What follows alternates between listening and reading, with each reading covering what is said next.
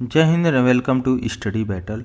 देखिए, इस चैप्टर में हम लोग डिस्कस करेंगे बैंकिंग, मुद्रा और बैंकिंग के विषय में। इससे पहले हम लोग प्रीवियस ईयर का जो क्वेश्चन था इससे पहले हम लोग कर लिए हैं। ठीक है, तो इस चैप्टर में डिस्कस करेंगे मुद्रा और बैंकिंग। तो सबसे पहले देखते हैं बैंकिंग के विषय में। सारे प्रीवियस ईयर के क्वेश्चन को देखेंगे और करंट अफेयर का भी क्वेश्चन रहेगा, और इसके अलावा स्टैटिक्स पोर्शन को भी हम लोग डिस्कस करेंगे। सबसे पहले देखते हैं बैंकिंग के विषय में। भारत में बैंकिंग का जो हिस्ट्री रहा है, इतिहास रहा है, उसको थोड़ा सा एक नोट्स के रूप में देख लेते हैं। आपको पता है कि आधुनिक भारत में या आधुनिक काल में जब भारत का अंग्रेज़ों ने उस पर भारत पर राज किया था, जब भारत अंग्रेज़ों के अधीन था, उस समय 1770 में बैंकिंग प्रारंभ हुआ भारत में, जिसको बोला गया बैंक ऑफ हिंदुस्तान की स्थापना सबसे पहले 1770 में हुआ। जो कि यूरोपीय लोग थे, उन्होंने इसको मैनेजमेंट करते थे। और इसके अलावा कलकत्ता में पहला बैंक था, इसको बोलते हैं बैंक ऑफ हिंदुस्तान। इसके बाद 1786 में जनरल बैंक ऑफ इंडिया की स्थापना हुई, और भारत में सबसे पहला प्रेसिडेंसी बैंक जो बना कि 1806 में बैंक ऑफ बंगाल स्थापित हुआ। इसके बाद 1840 में बैंक ऑफ बॉम्बे, फिर 1843 में बैंक ऑफ मद्रास। तो उस समय देखिए, आप इतिहास के लेक्चर पढ़िएगा, 3 प्रेसिडेंसी थी, बंगाल, मद्रास और बॉम्बे। 3 प्रेसिडेंसी, तीनों में अलग अलग बैंक थे। ठीक है, तीनों का स्थापना आप देख सकते हैं।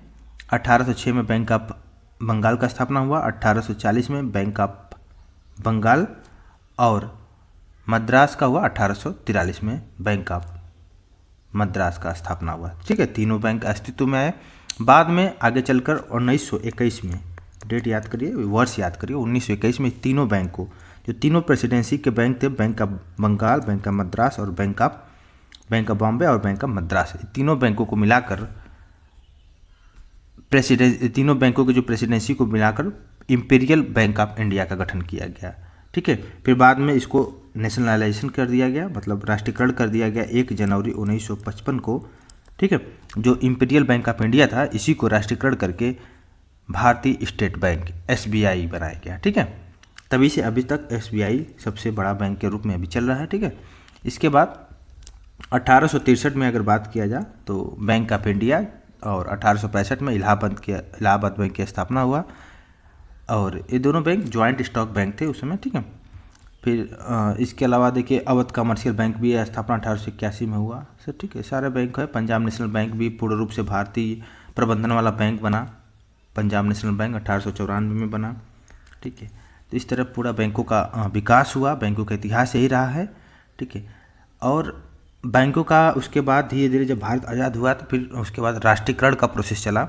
अभी तो डिसइन्वेस्टमेंट चल रहा है, बैंकों की संख्या, जो पब्लिक बैंक है उनका संख्या घट चुकी है, और डिसइन्वेस्टमेंट चल रहा है। डिसइन्वेस्टमेंट मतलब ये होता है कि सरकार अपना पैसा बेच देती है या तो वापस ले लेती है। ठीक है, तो बैंकों का राष्ट्रीयकरण हुआ। बैंकों का राष्ट्रीयकरण जब बहुत बड़ा इतिहास रहा है कि 19 जुलाई डेट याद किया जाए, 19 जुलाई 1969 को 14 बैंक जिनकी जमा राशि 50 करोड़ रुपया थी, ठीक है, या उससे अधिक थी, उनको क्या कर दिया गया, राष्ट्रीयकरण कर दिया गया, नेशनलाइजेशन कर दिया गया। ठीक है, इसके बाद अभी हाल में ही आपने सुना ही होगा, वित्त मंत्री निर्मला सीतारमण, जो कि 2019 में, अगस्त 2019 में 10 बैंकों का सम्मेलन करके 4 बैंकों के रूप में किया। तो 4 बैंकों को एक जो 10 बैंक थे उसको 4 बैंक के रूप में एक बृहद बैंक बनाई उन्होंने। अब कुल मिला के राष्ट्रीयकरण बैंकों की संख्या मात्र 14 रह गई है। ठीक है, अभी हाल में जो बना है, जैसे oriental bank of commerce, United bank of India, इनको विलीन करके पंजाब नेशनल बैंक में विलय कर दिया गया है। और आंध्रा बैंक और कॉर्पोरेशन बैंक, इसको याद कर लीजिए, AC को विलय करके किस में विलय किया गया है, यूनियन बैंक ऑफ इंडिया में विलय किया गया है। सिंडिकेट बैंक को केनरा बैंक में विलय कर दिया गया, और इलाहाबाद का इंडियन बैंक में विलय कर दिया गया। ठीक है, तो ये रहा सब बैंकों का इतिहास के विषय में देखे हैं। अब थोड़ा सा हम लोग नोट्स के विषय में देखते हैं। भारतीय रिजर्व बैंक, RBI जिसको बोलते हैं, ये बैंकों का बाप है। ठीक है, इसको आप एक देसी लैंग्वेज में समझ सकते हैं, बैंकों का बाप। इस सारे बैंकों को रेगुलेट करता है, यहाँ तक कि मुद्रा का जो मुद्रास्फीति होता है, इन्फ्लेशन होता है, उसको कंट्रोल करता है, लिक्विडिटी को कंट्रोल करना ये आरबीआई का ही वर्क है। ठीक है, तो कुछ बैंकिंग टर्म है जैसे रेपो रेट हो गया, रिवर्स रेपो रेट हो गया, बैंक दर हो गया, मार्जिनल स्टैंडर्ड फैसिलिटी रेट हो गया। ठीक है, तो ये सब चीज़ें हैं और इसको देखना जरूरी है क्योंकि बैंकिंग पढ़ना है तो सबसे पहले इसको डिस्कस करना जरूरी है। तो आरबीआई के विषय में अगर देखें तो आरबीआई भारतीय रिजर्व बैंक जो कि देश का केंद्रीय बैंक है, इनका काम है कि मौद्रिक नीति का जो निर्धारण इन्हीं के द्वारा किया जाता है, आरबीआई के द्वारा। साथ ही साथ भारत में एक केंद्रीय बैंक की गठन की अनुशंसा जो कि 1926 में एक समिति बनाई गई, समिति का नाम था हिल्टन यंग समिति। इन्हीं के अनुशंसा पर भारतीय रिजर्व बैंक अधिनियम 1934 ठीक है की स्थापना हुआ, जो कि आरबीआई की स्थापना अगर देखा जाए तो अधिनियम तो 1934 में बना, लेकिन स्थापना हुआ था 1 अप्रैल, डेट याद करिए, बहुत इंपॉर्टेंट है। 1 अप्रैल 1935 को भारतीय रिजर्व बैंक की आरबीआई की स्थापना हुआ, भारतीय रिजर्व बैंक। ठीक है, सबसे पहले 1 जनवरी 1949 को इसका कर राष्ट्रीयकरण कर दिया गया। जब भारत स्वतंत्र हुआ तो उस समय स्वतंत्र भारत के जो आरबीआई के पहले गवर्नर बने उनका नाम था सीडी देशमुख। ठीक है, सीडी देशमुख पहले गवर्नर बने, तब से अब तक चलता आ रहा है, नए नए गवर्नर बनते हैं प्रोसेस के हिसाब से। आरबीआई का कार्य यही है कि नोटों का निर्गमन करना, सरकार के बैंक के रूप में कार्य करना, वही बैंकों का बैंक जिसको बोल सकते हैं। यहाँ तक कि जो लिक्विडिटी है उसको भी कंट्रोल करना। लिक्विडिटी कंट्रोल करने के बहुत सारे पैमाने हैं, क्वांटिटेटिव है और क्वालिटी और क्वांटिटेटिव दोनों है, मतलब परिणात्मक नियंत्रण और गुणात्मक नियंत्रण दोनों ही है। ठीक है, तो आरबीआई अर्थव्यवस्था में एक समान रूप से भेदभाव किए हुए, मतलब बिना भेदभाव के सभी क्षेत्र में साख सृजन को प्रभावित करता है, मतलब पैसे को कंट्रोल करता है। ठीक है, इन्फ्लेशन को कंट्रोल करना इन्हीं का काम है। तो इसके लिए कुछ जो बैंकिंग टर्म है उसको देखना बहुत ज़रूरी है, क्योंकि एक बार इसको देख लेते हैं। सबसे पहले देखते हैं कैश रिजर्व रेशियो, CRR बोलते हैं, उसके हिंदी नाम बोलते हैं नगद आरक्षित अनुपात, या इंग्लिश में बोलते हैं कैश रिजर्व रेशियो। ठीक है, कैश रिजर्व रेशियो, इसमें क्या होता है, जितने भी बैंकों का सभी जमा होता है, ठीक है, चाहे वो टाइम लायबिलिटीज हो या डिमांड लायबिलिटीज, मतलब मांग जमा या सावधि जमा हो, तो उसमें क्या होता है कि बैंकों को आरबीआई के पास जमा करना पड़ता है। कुछ पैसे जो होता है उसका एक रेशियो बनाया जाता है, तो बैंकों का जो पैसा होता है आरबीआई के पास जमा करना होता है, उसे ही क्या बोलते हैं, CRR। और आरबीआई उसके बदले क्या देता है, उनको इंटरेस्ट देगा, ब्याज देगा। बैंक ऐसा क्यों करते हैं, क्योंकि आरबीआई का रूल होता है, अगर बैंक ऐसा नहीं करेंगे तो जाहिर सी बात बैंक का लाइसेंस या कुछ ऐसा रद्द कर देंगे। क्योंकि इसलिए ऐसा किया जाता है क्योंकि लिक्विडिटी की मात्रा को कम करना, मतलब अगर देश में बहुत सारा इन्फ्लेशन हो गया है तो पैसा को क्या करते हैं, कैश रिजर्व रेशियो को आरबीआई बढ़ा देता है, फिर उसको अपने पास रख लेता है, मतलब ज़्यादा से ज़्यादा पैसा, बैंकों का पैसा अपने पास रख लेता है, जिसकी वजह से बाहरी मार्केट में जो क्षेत्र में पैसा का कम चलन होता है, जिसकी वजह से लिक्विडिटी में कमी आती है और लोगों के पास पैसा कम होगा तो खरीदारी कम होगी, इन्फ्लेशन को कंट्रोल किया जाएगा। तो यही चीज़ होता है। ठीक है, तो कैश रिजर्व रेशियो का आपने इसका एक परिभाषा के रूप में देखा और इसका महत्व क्या है इसको देखा। अब देखते हैं नेक्स्ट, सावधिक तरलता अनुपात, इसको शार्ट नेम बोलते हैं SLR।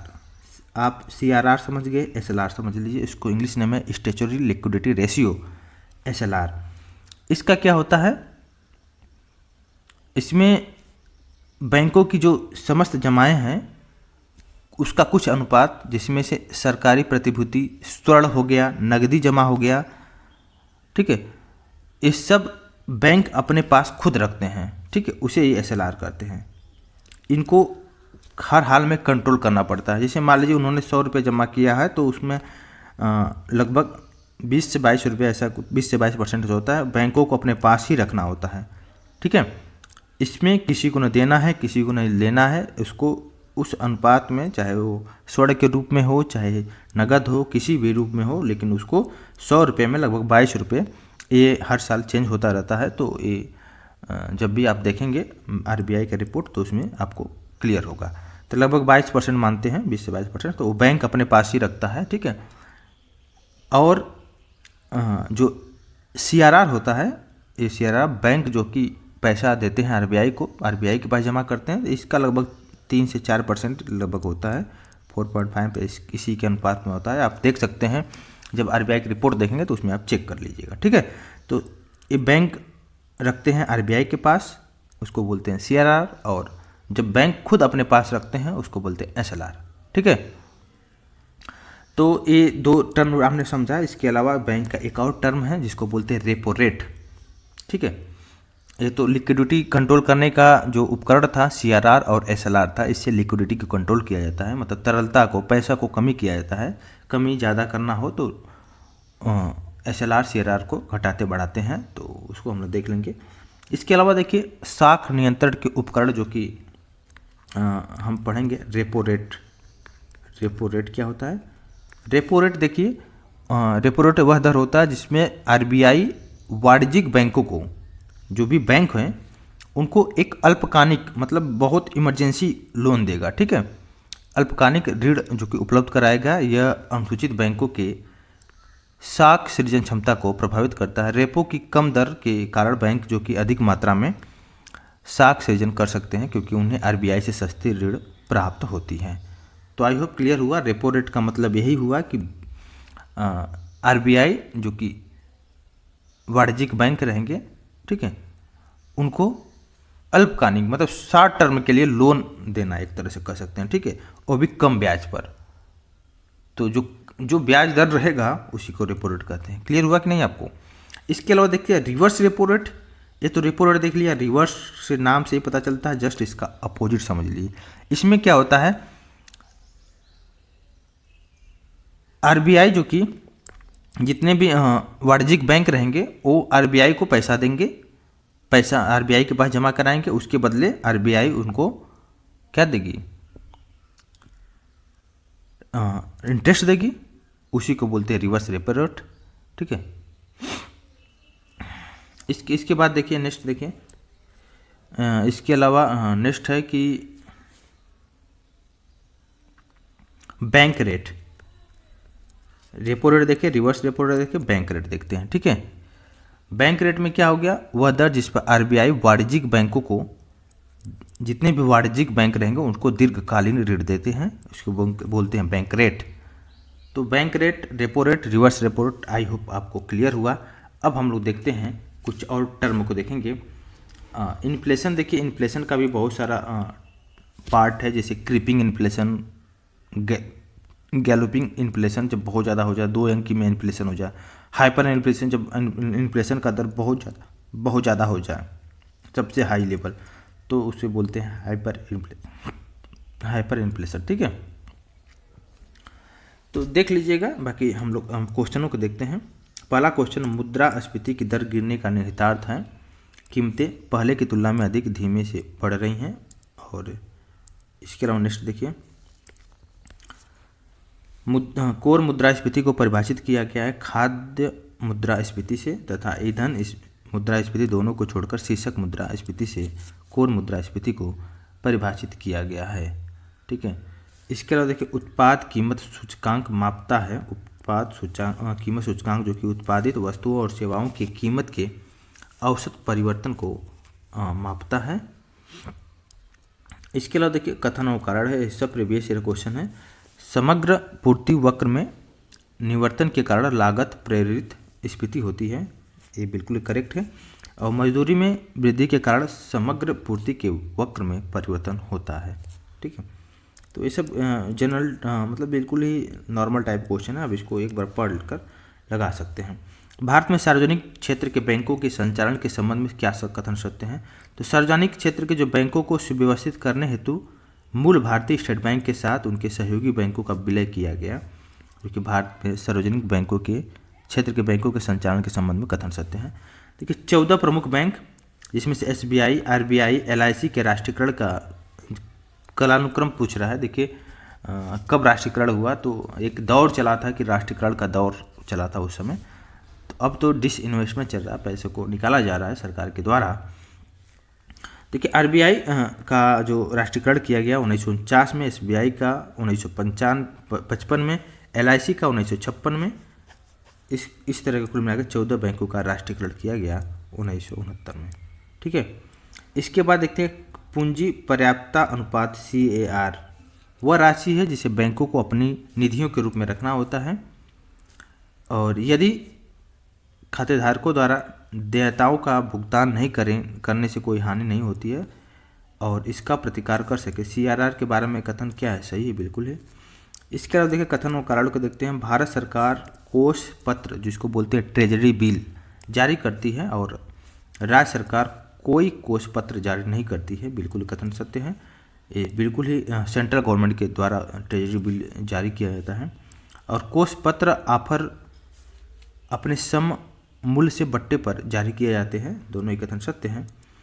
इसके अलावा देखिए उदय कोटक समिति का संबंध, उदय कोटक समिति का संबंध किससे रहा है, इसके विषय में देखते हैं। उदय कोटक समिति का संबंध, तो यह समिति सेबी के द्वारा, जो कि सेबी के द्वारा गठित की जाती है, गठित की गई, और इसका संबंध निगमीय प्रशासन से था। और इसने संस्तुति की है कि कंपनी बोर्डों के कम से कम आधे सदस्य स्वतंत्र निदेशक होने चाहिए।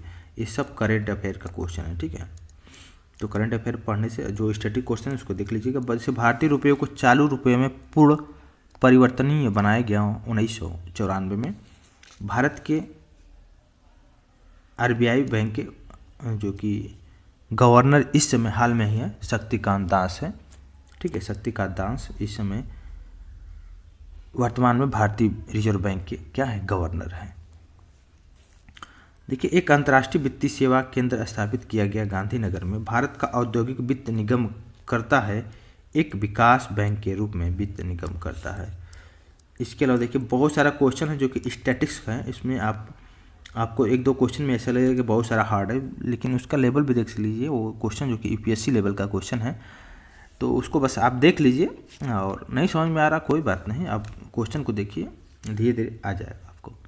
ठीक है, देखिए भारत का औद्योगिक वित्त निगम, ध्यान देना इसमें कथन पे, तो इसका स्थापना का क्रम है। भारत का औद्योगिक वित्त निगम का स्थापना पहले हुआ, उसके बाद भारत का औद्योगिक ऋण आदान और निवेश निगम, फिर भारतीय औद्योगिक विकास bank, unit trust of India का स्थापना का क्रम है 1 2 4 3। ठीक है, इसके अलावा देखिए नेक्स्ट वित्तीय संस्थानों पर विचार करना है, इसका भी वही है कालानुक्रम के हिसाब से, आप इसको देख लीजिएगा। देखिए आईडीबीआई की स्थापना कब हुआ, और राष्ट्रीय कृषि और ग्रामीण विकास बैंक जिसको बोलते हैं नाबार्ड। ठीक है, नाबार्ड का भी स्थापना कब हुआ, इसको देख लीजिए। आईडीबीआई के बाद हुआ नाबार्ड की स्थापना। ठीक है, अब देखते हैं इसका स्थापना वर्ष भी देख लेते हैं। आईएफसीआई जिसको बोलते हैं भारतीय औद्योगिक वित्त निगम की स्थापना 1948 में। आईसीआईसीआई भारतीय औद्योगिक साख और निवेश निगम 1955 में इसका स्थापना हुआ। आईडीबीआई का स्थापना 1964 में। भारतीय निर्यात आयात बैंक की स्थापना 1982।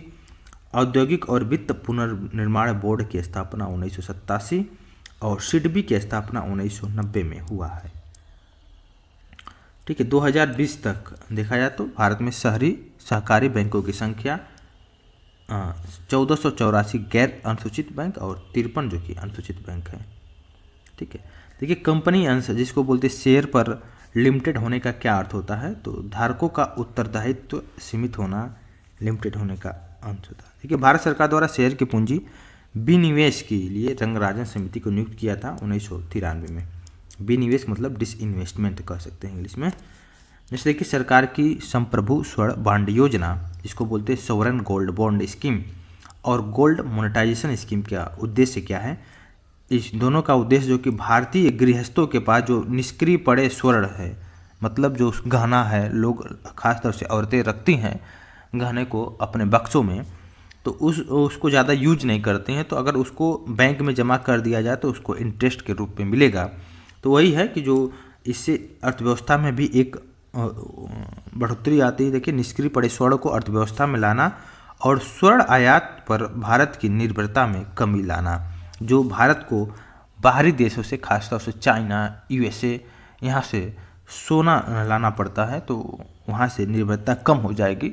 भारत में सोने की और तेल की खपत बहुत ज़्यादा है, जिसके वजह से भारत की इकोनॉमी वैसे ही थोड़ा बहुत डाउन रहती है। ठीक है, अगर तेल भारत को न लेना पड़े या सोने का आयात न करना पड़े तो समझ सकते हैं भारत की इकोनॉमी कितना बूस्टअप होगी। तो जाहिर सी बात है, थोड़ा सा चीज़ें हैं, क्योंकि तेल पर निर्भरता भारत किसी और देश पर करता है, जिसकी वजह से ज़्यादा पैसा तेल पर खर्च हो जाता है भारत का, और जिसकी वजह से थोड़ा सा अर्थव्यवस्था में कमी आती है। नेक्स्ट देखते हैं, भारतीय मुद्रा व्यापार का अंग नहीं है मुद्रा व्यापार सहयोग निधि। सेसेक्स, बीएसई, निफ्टी, सेप्स में से वह जो अप्रासंगिक है वह है सेप्स।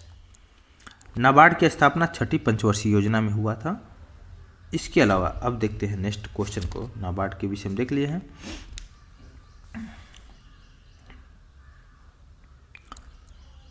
नाबार्ड की स्थापना जुलाई 1982 में हुआ। नाबार्ड का मुख्यालय मुंबई में है और कृषि और ग्रामीण क्रियाओं की सभी प्रकार की साख आवश्यकताओं की पूर्ति करने वाला एकमात्र संस्था है। साख का मतलब पैसे हो गया, उसको कंट्रोल करना या पैसे की आवश्यकताओं को पूर्ति करने का जो एकमात्र संस्था है नाबार्ड है, जो कि कृषि ग्रामीण विकास क्रियाओं की सभी प्रकार की क्रियाओं की पैसे की आवश्यकताओं को पूर्ति करने का संस्था है नाबार्ड। ठीक है, नाबार्ड पुनर्वित्त प्रदान करता है कृषि और ग्रामीण विकास के लिए। ठीक है, ये डायरेक्टली किसानों को न देकर बैंकों को, जो कृषि को सहायता करने वाली संस्थाएं हैं, उसको सपोर्ट करता है नाबार्ड, उसको पैसा देता है। ठीक है, डायरेक्ट किसान से नहीं कनेक्ट होता है, इतना समझ लीजिएगा। ठीक है, नेक्स्ट देखते हैं, नाबार्ड व्यापारिक बैंक, आरबीआई तथा सहकारिता बैंक में से वह जो स्वयं सहायता समूह, जिसको बोलते हैं SHG, बैंक लिंकेज कार्यक्रम को कार्यान्वित नहीं करता है। नाबार्ड किसान क्रेडिट कार्ड की स्कीम से आच्छादित है। उपभोग साख और निवेश शाखा। किसान हेतु किसान क्रेडिट कार्ड KCC योजना लागू की गई थी 1998 और 99 में।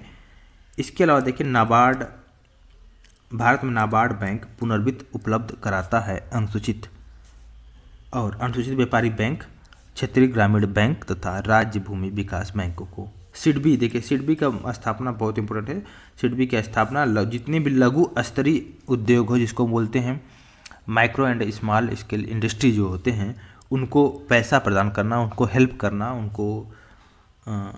उनको मतलब एक तरह से कह सकते हैं, जब भी पैसे की प्रॉब्लम होगी तो उनको वित्त देना।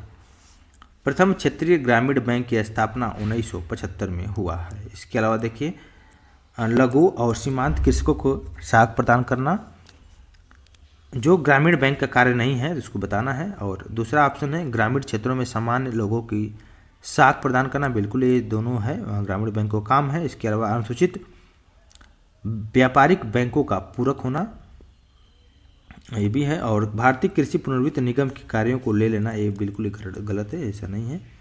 जैसे देखिए, मुद्रा की दशमलव प्रणाली के साथ प्रचलित नया पैसा हो गया 1 जून 1964 में।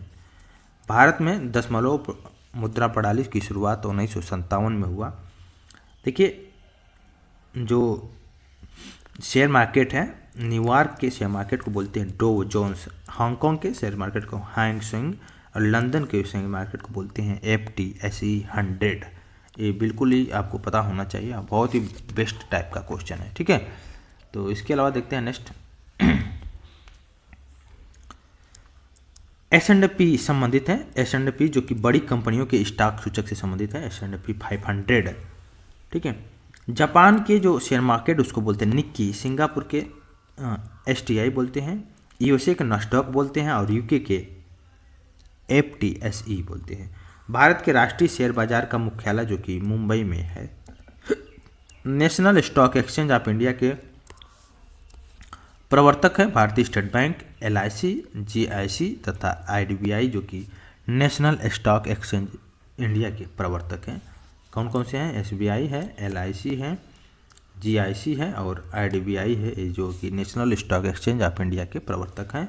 निक्की क्या है? निक्की हमने अभी बताया था, जो कि टोक्यो स्टॉक एक्सचेंज में अंश मूल्य सूचकांक है। सेंसेक्स में उतार चढ़ाव का क्या तात्पर्य होता है? सेंसेक्स आपने देखा होगा, सेंसेक्स में उतार चढ़ाव होता है तो मार्केट में एक तरह से कंपनियों का मूल्य का बढ़ना एक तरह से सेंसेक्स की चढ़ाव का दिखाता है। अभी हाल में अडानी कंपनी का विषय में आपने जानते हैं, उनका शेयर एक समय था कि 3200, 3600, 3400 रुपये था एक शेयर का दाम। और हाल में एक रिपोर्ट आया, ठीक, हिंडनबर्ग रिपोर्ट, उसने बस इतना ही बोला कि जो अडानी की कंपनी है, उन्होंने सेल कंपनी के रूप में बना रखी है, जो जिसमें काम कुछ नहीं होता है लेकिन कारोबार करोड़ों का होता है। इस तरह को उसको सेल कंपनियां बोलते हैं। और इन्होंने बोला कि 100% उन्होंने दावा ठोका, जिसके बाद अडानी का जो शेयर है, एक प्राइस का कीमत जो कि लगभग 3600 रुपये था, उसका कीमत गिरकर 1100, 1000 रुपये हो गया। इतना ज़्यादा भयंकर गिरावट देखने को मिला, लगभग 70% तक गिरावट हो गया। और जितने भी शेयर मार्केट में पैसा लगा था, करोड़ों रुपये लोगों का डूब गया। जो कि लोग लगाए थे, उनको लगा कि और अच्छा इंक्रीमेंट होगा। उस समय जब लगाए रहे होंगे तो किसी के शेयर का दाम 1000 रुपये, 1200, 1500, 2000 रहा होगा। और उन्होंने इंतज़ार किया कि आने वाले समय में और अच्छा बढ़ेगा, और लेकिन बहुत ही कह सकते हैं बहुत ही ख़राब पोजीशन रहा कि जो लोगों का पैसा डूब गया। तो इसमें इसके अलावा देखते हैं तो सेंसेक्स का मतलब होता है जो बम्बई शेयर बाजार के साथ पंजीकृत एक कंपनी समूह के शेयरों के मूल्य में जो चढ़ाव होता है उसको बोलते हैं। बीएसई सेंसेक्स शेयर बाजार में उतार चढ़ाव का एक सूचकांक। इस सूचकांक में जितनी कंपनियों को सम्मिलित किया जाता है उनकी संख्या है। अगर BSE Bombay stock exchange Sensex में कंपनियों को सम्मिलित किया जाता है मात्र 30 कंपनियों को। बीएसई ग्रीनेक्स कंपनियों में सम्मिलित संख्या है 25 है। इसके अलावा आप देखते हैं नेक्स्ट, भारत के प्रमुख शेयर बाजारों में सर्वाधिक कारोबार करने वाला जो बाजार है राष्ट्रीय शेयर बाजार है। देखिए, भारतीय शेयर बाजार में उतार चढ़ाव का क्या कारण है? इसका कारण यही है कि भारतीय कोषों का अंत प्रभाव और बाह्य प्रभाव, विदेशी पूंजी बाजारों में उच्च वचन और मौद्रिक नीति के परिवर्तन आदि, दलाल स्ट्रीट, ये सब जो कि शेयर मार्केट या शेयर से सब कोरिलेट है। दलाल मार्केट जो कि मुंबई में स्थित है। बाजार में अस्तित्व का सबसे अनिवार्य है कीमतें। भारत में सेबी द्वारा विनियमित किया जाता है जिस फार्चूर व्यापार को भारत में सेबी द्वारा विनियमित किया जाता है। ऑप्शन के हिसाब से हमें देखना था, तो ऑप्शन तो इसमें है नहीं, तो एक ही ऑप्शन जो है राइट आंसर वही हम लोग देख लिए। ठीक है, तो अब देखते हैं नेक्स्ट कथन और कारण को। देखिए, ये जो यूपीएससी का क्वेश्चन है, सभी व्यापारी मूल्य बढ़ोतरी से लाभ कमाते हैं, बिल्कुल ही इसका करेक्ट आंसर है। मूल्य बढ़ोतरी के कारण ग्राहकों को अपनी आवश्यकता में कटौती करनी पड़ती है, बिल्कुल करेक्ट ऑप्शन है। तो दोनों ही स्टेटमेंट करेक्ट हैं। और मुद्रास्फीति का क्या मतलब है? मुद्रास्फीति जिसको बोलते हैं इन्फ्लेशन, तो वस्तुओं का मूल्य बढ़ना तथा मुद्रा का मूल्य गिरना, जिसकी वजह से इन्फ्लेशन होता है। लोगों के पास पैसे का मूल्य जो कि बिल्कुल कम हो जाना है, लेकिन उसका मूल्य बढ़ जाता है वस्तुओं का। ठीक है, तो मुद्रास्फीति बहुत ही अच्छी चीज़ नहीं है, लेकिन होनी भी चाहिए। भारत के किसी अर्थव्यवस्था में बढ़ोतरी करने के लिए उसका एक परसेंटेज होता है, परसेंटेज के रेंज में होना चाहिए। और द्रव्य की पूर्ति यथावत रहने पर यदि द्रव्य की मांग में वृद्धि होती है तो ब्याज की दर में वृद्धि हो जाएगी। इसके अलावा देखिए, साहूकार ऋणी बचत खाता अकाउंट रखने वाले जो राजकीय पेंशनर में से मुद्रास्फीति में से सर्वाधिक जो लाभ पाते हैं, ऋणी पाते हैं। जब इन्फ्लेशन होता है तो सबसे ज़्यादा जो ऋण लेने वाला है उसको ज़्यादा प्रॉफिट मिलता है।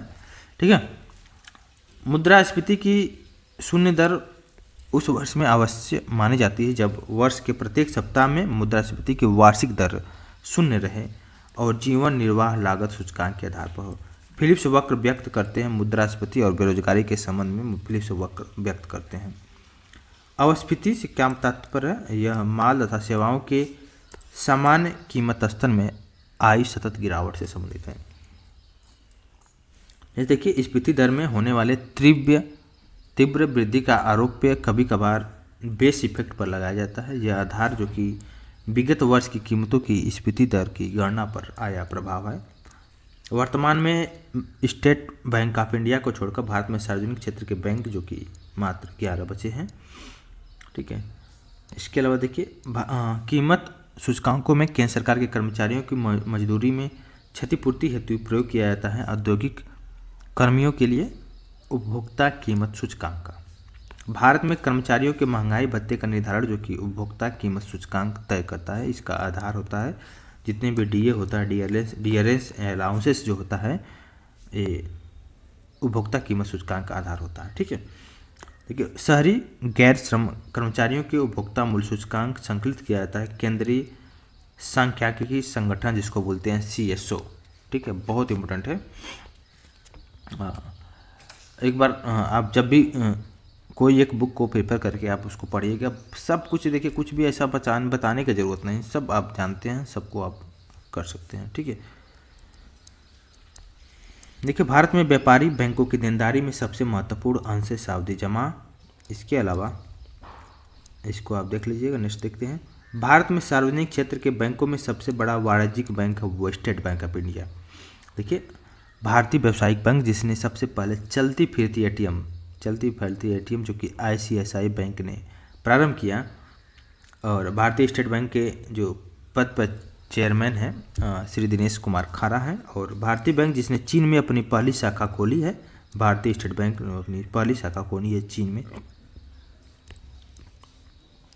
नेक्स्ट देखिए simply click credit card. Simply click credit card की योजना का प्रारंभ किया गया SBI के द्वारा और निजी भारतीय बैंकों में जिसने चीन में सर्वप्रथम अपनी शाखा स्थापित किया है। प्राइवेट बैंकों में एक्सिस बैंक और SBI ने भी स्थापना किया है। ठीक है, दीर्घकालीन जो औद्योगिक वित्तीय में संलग्न है ICICI बैंक है, IDBI है और IFCI है। ठीक है, वह बैंक जो मुख्यतः लघु उद्योगों के संबंध में कार्य करती है सिडबी है। बुल और बियर जो कि शेयर बाजार से संबंधित होते हैं, बुल और बियर शेयर मार्केट से संबंधित होते हैं। इसके अलावा देखिए वित्तीय निवेशों के विशिष्ट व्यवहार में जिसको बियर बोलते हैं, बियर शब्द जो कि होता है उस निवेशक का जो वह महसूस करता है कि जो अमुक प्रतिभूति की कीमत गिरने वाली है, मतलब जो पैसा उसने लगा रखा है उसकी कीमत गिरने वाली है, वो पहले ही महसूस कर लेता है, उसको बोलते हैं बियर। बुल मतलब एकदम चढ़ाव की स्थिति में हो, पैसे की कीमत और ज़्यादा बढ़े, उसको बोलते हैं बुल। क्लियर हुआ। नेक्स्ट देखिए तेजड़िया, मंदड़िया, दलाल और स्टैग में से वह जो शेयर बाजार में सटोरिया नहीं है, दलाल जो कि सटोरिया नहीं है। इनसाइड ट्रेडिंग ये भी शेयर मार्केट से संबंधित है। पूंजी बाजार ये भी है। विश्वसनीय प्रतिभूति से क्या तात्पर्य है? ऐसे शेयर जिन पर लगातार ऊंची दर का लाभ हो। जिला साख योजना बनाई है लीड बैंक के अंतर्गत। लीड बैंक का क्या कार्य होता है? इस कार्य हेतु नामित बैंकों हेतु लीड बैंक का कार्य होता है और इसका उद्देश्य यही होता है कि प्रत्येक बैंक जो कि सघन विकास के लिए पृथक पृथक जिलों को अपनाएं, उसको बोलते हैं लीड बैंक योजना। लीड बैंक जो कि योजना प्रारंभ हुआ 1969 में दिसंबर महीना में। गिल्ट एड्ज बाजार जो कि सरकारी प्रतिभूतियों के बाजार से संबंधित है। स्मार्ट मनी क्रेडिट कार्ड से संबंधित है। प्लास्टिक मनी आपको पता है हाल में क्रेडिट कार्ड ये सब इसी का चलन हो गया, क्रेडिट कार्ड डेबिट कार्ड का, इसको सब स्मार्ट मनी बोलते हैं। दिल्ली मेट्रो का रेल कार्ड, इलेक्ट्रॉनिक बटुआ, राष्ट्रीयकृत बैंक, साख पत्र, एयरटेल मुद्रा में से पूर्व भुगतानित जो उपकरण नहीं है वह राष्ट्रीयकृत बैंक का साख पत्र। प्रतिछाया बैंकिंग जो बोलते हैं गैर बैंकिंग वित्तीय संस्थाओं द्वारा वित्तीय तथा अन्य गतिविधियों को संपन्न करने को बोलते हैं प्रतिछाया बैंकिंग। भारत में वित्तीय क्षेत्र के सुधारों में क्या शामिल है? CRR, SLR और SLR को कम करना, CRR को कम करना, बीमा क्षेत्र में निजी कंपनियों का प्रवेश तथा ब्याज दर का अविनियमन करना। ठीक है, इसके अलावा देखते हैं वित्त क्षेत्रक सुधार पर नरसिंहम समिति ने क्या सुझाव दिया। SLR और CRR को कम करना। और 2008 के अध्यक्ष थे भारत में वित्तीय क्षेत्रों के सुधार समिति के रघुराम राजन थे। ग्रामीण परिवारों को सीधे ऋण क्षेत्रीय ग्रामीण बैंक और ग्रामीण विकास बैंक प्रदान करते हैं। इसके अलावा देखते हैं वाणिज्यिक बैंकों द्वारा दिए जाने वाले लोक लुभावन ऋण जिसको बोलते हैं टीजर लोन आर्थिक चिंता का विषय है, क्योंकि टीजर लोन अधोमुख ऋणों जिसको बोलते हैं सब प्राइम लैंडिंग का ही एक रूप समझा जाता है तथा बैंकों को यह जोखिम रखता है कि भविष्य में उनका ऋण चुकता ना हो। ठीक है, इसके अलावा देखिए भारतीय रिजर्व बैंक के द्वारा नगद कोष अनुपात में कमी की जानी, इसका प्रभाव जो कि क्या होगा, इसका साख सृजन पर प्रभाव जो कि बढ़ जाता है, वृद्धि होती है। ठीक है, इसको आप देख लीजिएगा। भारतीय रिजर्व बैंक ने सूक्ष्म वित्त के अध्ययन तथा उस पर सुझावों हेतु एक समिति का गठन किया। इसका समिति के जो अध्यक्ष थे YH मालेगाम समिति, जो कि सूक्ष्म वित्त के अध्ययन पर सुझाव देने के लिए गठित किया गया था। समिति को माइक्रो फाइनेंस इंस्टीट्यूशन मालेगांव समिति के द्वारा स्थापित किया गया। नरसिंघम समिति का संबंध बैंकिंग संरचना में सुधार, जो कि नरसिंघम समिति का संबंध रहा है। इसके अलावा देखिए बिमल जालान पैनल गठित किया गया था RBI के द्वारा। यह है कि नए बैंकों को लाइसेंस देने हेतु जो आवेदन पत्रों के सूक्ष्म परीक्षण के लिए गठित पैनल था बिमल जालान पैनल। विनिवेश आयोग का प्रथम अध्यक्ष थे GV रामकृष्ण। निजी क्षेत्र के जो साझा कोष को भारत में अनुमति मिली 1993 में। यूनिट स्कीम 1964 का चर्चा का विषय रहा, क्योंकि इसका शुद्ध मूल्य शेयर बाजार में लंबी मंदी के कारण काफ़ी कम हो गया था। ठीक है, नेक्स्ट देखते हैं भारत की थोक कीमत। ठीक है, भारत की जो थोक कीमत है, सूचकांक श्रेणी का संशोधित करने का कार्यकारी समूह का अध्यक्ष बनाया गया अभिजीत सेन को। थोक मूल्य सूचकांक के मापन में सबसे अधिक वेटेज जो कि विनिर्मित जो कि उत्पाद क्षेत्र को दिया जाता है। होलसेल प्राइस इंडेक्स WPI की एक श्रृंखला 2011-12 इसका श्रृंखला है, नई श्रृंखला। इसके अलावा देखिए औद्योगिक उत्पादन सूचकांक का आधार भी 2011-12 रहा है, इसको देख लीजिएगा। नेक्स्ट देखते हैं भारतीय रिजर्व बैंक के कथनों पर विचार करना है। यह केंद्र सरकार का बैंकर है। यह मौद्रिक नीति बनाता है और लागू करता है, और साथ ही साथ यह अंतर्राष्ट्रीय मुद्रा कोष के सिलसिले में सरकार के एजेंट के रूप में भी कार्य करता है और भारत सरकार के ऋणदान कार्यक्रम को संचालित करता है। ये RBI का सारा वर्क है। ठीक है, समान कीमत स्तर में बढ़ोतरी का कारण है कि जो द्रव्य की पूर्ति में वृद्धि, उत्पादन के समग्र स्तर में गिरावट और प्रभावी मांग में वृद्धि, ये जो कि समान कीमत स्तर में बढ़ोतरी के कारण है। देखिए भारतीय रिजर्व बैंक वाणिज्यिक बैंक को नियंत्रित करता है। तरलता विनियमन, विलय और अधिग्रहण पर नियंत्रण, शाख विस्तार आदि सब हम लोग देखे थे। स्थापना 1935 में हुआ और अधिनियम जो था 1934 बाहर। ठीक है, इसके अलावा देखिए इस सब जो कि RBI का कार्य जो नहीं है, इसमें शाख सृजन करना एक कार्य नहीं है। शेष जो कि है शाख नियंत्रण, अनुसूचित बैंकों के शिखर संस्था के रूप में कार्य करना और मौद्रिक नीति का निर्माण करना, ये तीनों ही काम है, लेकिन शाख सृजन का काम नहीं है। करेंसी का नियमन, विदेशी व्यापार का नियमन, शाख का नियमन, इसमें से जो कार्य नहीं है विदेशी के नियमन कोषों की विदेशी व्यापार का नियमन एक कार्य नहीं है। बाकी करेंसी का नियमन, शाख का नियमन, देश के विदेशी जो विनिमय कोषों की रखवाली और प्रबंध में से ये सब जो कि RBI का काम है। ठीक है, भारत में व्यावसायिक बैंकों द्वारा जो शाख सृजन का नियंत्रण किया जाता है, ये RBI के द्वारा ही किया जाता है। इसके अलावा देखिए भारतीय रिजर्व बैंक बैंकरों के बैंक के रूप में कार्य करता है। इसका अर्थ यह है कि जो अन्य बैंक RBI के पास अपनी जमा संचित रखते हैं और आवश्यकताओं के समय RBI वाणिज्यिक बैंकों को ऋण देता है तथा RBI वाणिज्यिक बैंकों को मौद्रिक विषयों पर परामर्श भी देता है।